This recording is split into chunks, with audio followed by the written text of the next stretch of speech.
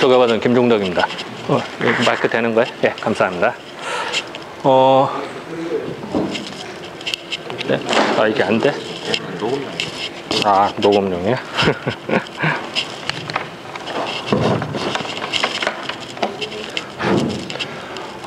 우리가 음식도 치료 중에 하나인데요. 우리가 음식을 먹을 때는 크게 두 가지 관점입니다. 내 몸에 좋으니까 먹은 게 있고요.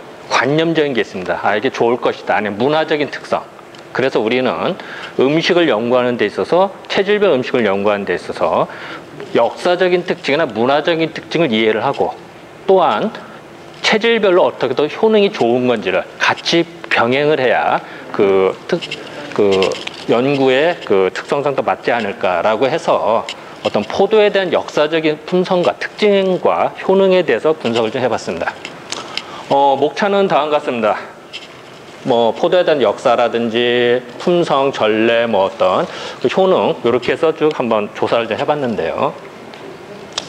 일단 포도는 이렇게 이집트에 이런 벽화에 나옵니다만, 이런 식으로 그 포도를 채취하고 포도주를 먹었다는 기록들이 나오는 걸로 봐서 매우 오래된 역사 중 하나로 보입니다.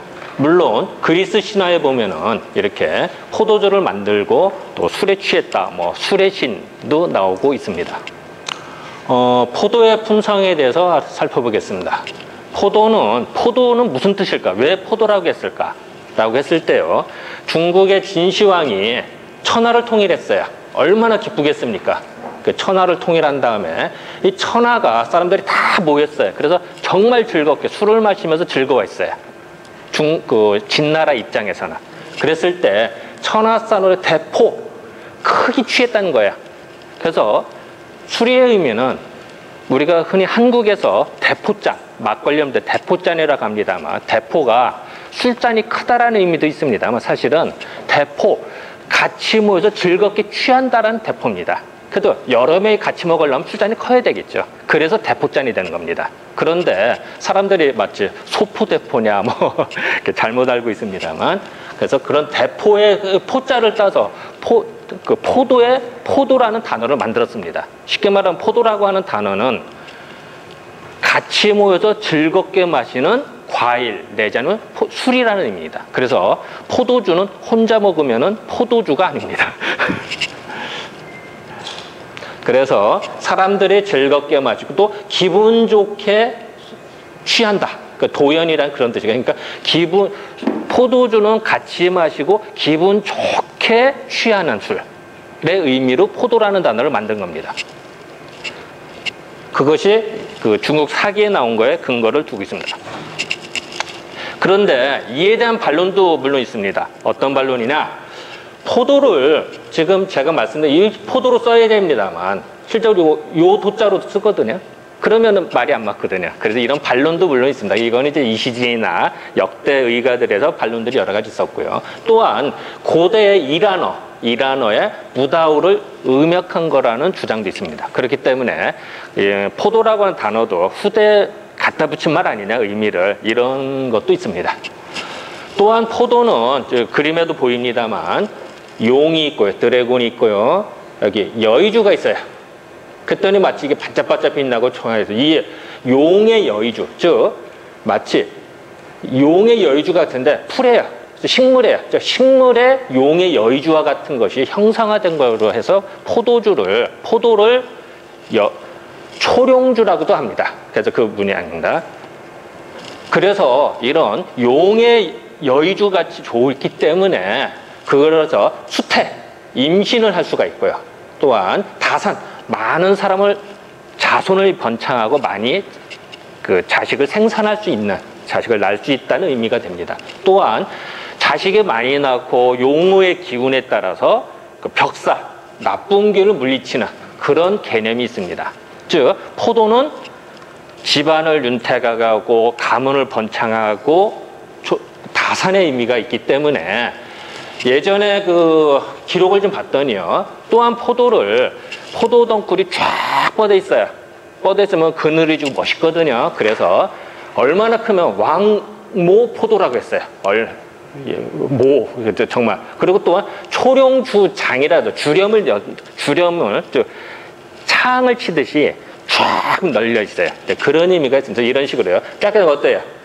그 그늘이 지겠죠. 그래서 초룡주장이라고도 합니다. 그래서 이렇게 포도의 의미가 있다 보니까 어떤 풍요를 상징하고요. 풍성해지고요. 또한 가문이 번창한다. 자손이 잘 된다. 이런 의미가 있어요. 또한 포도는 이걸 만대라고 그래요. 즉 줄기가 쫙 이어나갈 만대라고 하는데 자손이 1대, 2대, 3대, 4대 내려가는 것도 만대예요. 그래서 의미 똑같아요.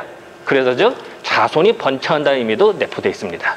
그래서 우리들은 이런 포도에 좋기 때문에 당연히 포도의 기운을 받으려고 합니다. 그래서 우리는 도자기라든지 술잔이라든지 화병이 이런데 포도 문양을 넣기 시작했습니다. 즉 포도에 자손이 번창하고 기운이 좋은, 즉 그 용의 기운을 받는다는 의미로 사용을 했습니다. 또한 포도는 효도의 의미도 사용했습니다. 옛날에요, 이 진숙달이라는 사람이 있었대요. 그래서 임금님 앞에서 가서 먹는데 임금님이 포도를 주셔서 연회를 버피는데요. 진숙달이라는 신하가 포도를 안 먹고 있어요. 안 먹고서 주머니에다 다 집어넣고 있어요. 그래서 임금님이 물어보셨어요. 너 왜 포도 왜 안 먹냐? 그랬더니 저희 어머니께서, 노모가 어머니께서 구갈, 입이 갈증나는 질병을 앓고 있어요.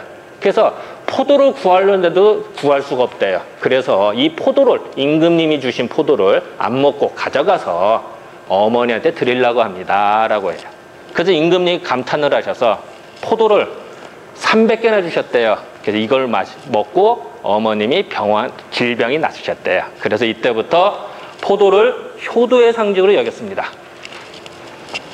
그래서 왜 갈증이 정말 없어졌을까 해서 그 효능을 본초 강목을 뒤져봤더니 진짜로 번갈, 즉 갈증 나고요.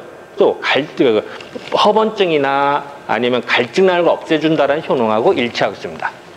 그래서 효도의 상징과 일치하고 해서 그럼 이런 포도가 언제부터 우리나라에 있었을까? 어떻게 전래가 됐을까를 살펴봤습니다. 그랬더니요, 사기의 그 기록에 의하면요, 그 중국이 비단길을 열었어요. 실크로드를 열은 다음에 요 이란 지역에 있는, 즉 페르시아 지역에 있는 포도가 그 실크로드를 통해서 중국으로 전달된 걸로 보입니다. 또 그것이 마찬가지로 한국으로 온 걸로 추정되고 있습니다. 그런 기록들이 사기에 나옵니다.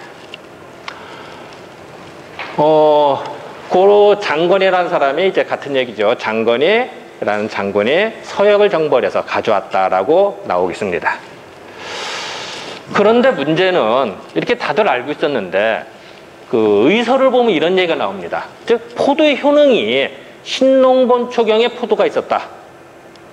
즉 한나라 이전에 농서지역이 있어요. 중국에서 농서지역에 이미 포도가 있었어. 다만 그러니까 관서지역으로 옥문관을 통해서 중국으로 들어온 것만은 들어오지 않았을 뿐이다라는 기록이 나옵니다. 정말 이게 맞을까? 과연 신농봉초경에 포도가 나오는데 진짜 신농봉초경이 포도냐? 맞냐?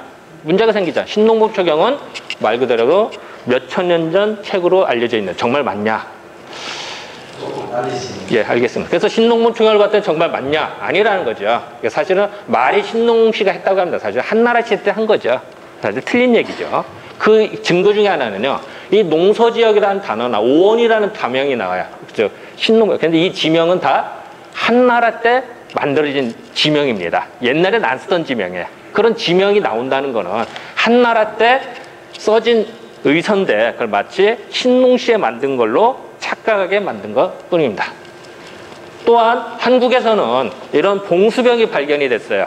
즉 중국 로마 지역에서, 로마에서 한국으로 전달돼, 즉 AD 5세기경에 왔어요. 이렇게 봉수병인데 포도주를 먹었던 그릇입니다. 포도주 잔에 또 포도를 먹었던, 감식을 해봤더니 진짜 포도주를 먹었던 흔적이 나와요. 그럼 이걸 어떻게 해석할까? 이 당시에 벌써 로마에서 만든 그릇이, 유리 그릇이, 로만 그라스가 한국으로 전달이 됐었던 겁니다. 또한 문양을 보면 포도 문양이 나옵니다. 이런 걸로 봐서는 포도덩쿨 문양이 아주 사실적으로 나온 걸로 봐서 아마 8세기경에도 우리나라에 포도가 있지 않았을까, 한국에 한다면 추정입니다. 문헌 기록으로는 1298년에 나옵니다. 비로소 이 뜻에 처음. 또 중국에서 이때 1300년대는 포도가 있었던 걸로 보이고요. 구체적으로는 1300년대 이 세계에 보면 포도를 여러 그루 심었다라는 걸로 봐서는 아마 이 당시에는 상당히 번창하지 않았을까라고 추정한다. 물론 포도주를 보면요. 포도주는 장화라는 사람이 서역의 포도에서 뭐 좋다 이런 말이 나오고요. 포도주는 순수하게 포도로만 술을 빚습니다. 하지만 예전에는요. 중국이나 한국에서는 누룩을 넣어서 술을 빚었습니다. 또한 니폰주, 그러니까 일본 술하고 포도주는 썩지 않는다. 오랫동안 보관이 가능하다는 기록이 우리나라 최초의, 한국의 최초의 백과사전에 기록이 나옵니다. 아마 추정을 하건대 포도주는 이제 고창국 지역을 중국이 정벌해 여기서 포도주 제조 기술이 전달된 걸로 보입니다. 그래서 중국으로 전달이 돼. 여기가 농서 지역이에요. 그래서 요 당시에 비로소 이제 포도주 제조 기법이 전달이 됐고요. 그래서 그 순수한 진짜 포도주, 즉 지금 우리 말하는 순수한 포도로만 만든 진 포도주가 있었고요. 양주, 즉 누룩을 넣어선 포도주, 이거를 두 개를 증류를 이렇게 시켜요. 그랬더니 지금의 소주, 즉 브랜디가 됩니다. 즉 이런 것이 포도주가 두 가지가 다. 그래서 지금 흔적이 나면 건주라고 중국에서도 나오고 있고요. 그리고 동주라고 해서 술을 얼려요. 얼리면 순수한 알코올은 속은 안 열고 그냥 만약에 잡술이 들어가면 얼거든요. 그래서 그거를 밍주라고 해서 동주로 나옵니다. 그런 기록들이 나와요. 지금의 흔적들이죠. 동주. 그리고 진짜 포도주에 대한 기록들이 나오고요. 또 전통적인 이제 우리나라에서는 수은자빵이라고 해서 한국에서는 전통적 요리책 중에 하나인데요. 거기에 보면은 누룩가루와 포도를 섞어서 술을 만들었다는 기록이 납니다.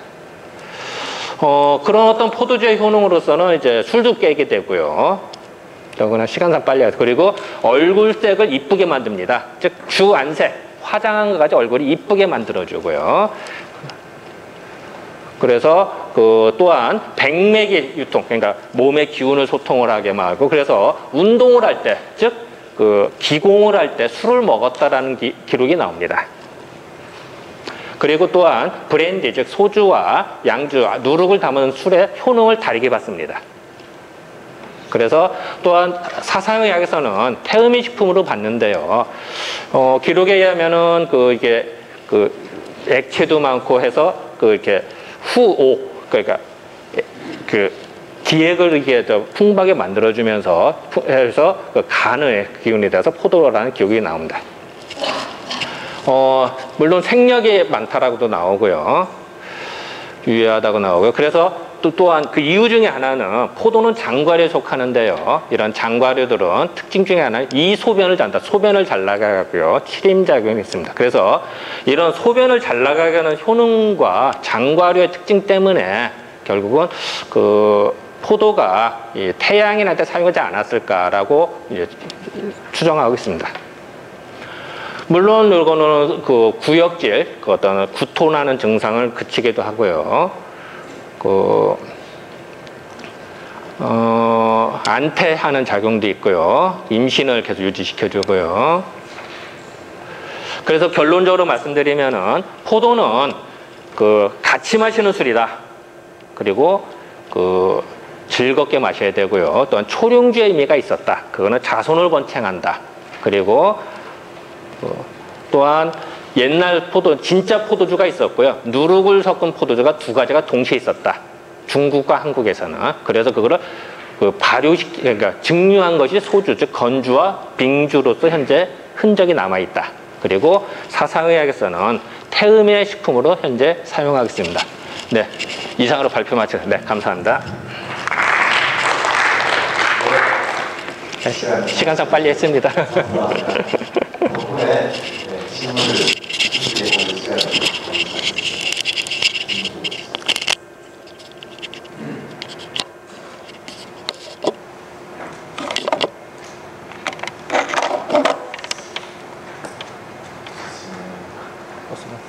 지금까지 참 우리 사상의학에서 쓰는 주요 공식들에 대해서 쭉 시리즈로 분석을 해오고 계시는데 언제쯤 요거를 좀 모아가지고 그래서 태양 음식들을 어떤 성질을 본격적으로 가지고 있는지 한번 언제 서머리를 한번 해주실 기회가 없으십니까? 예, 노력하겠습니다. 없으시면 마치겠습니다. 수고하셨습니다. 감사합니다.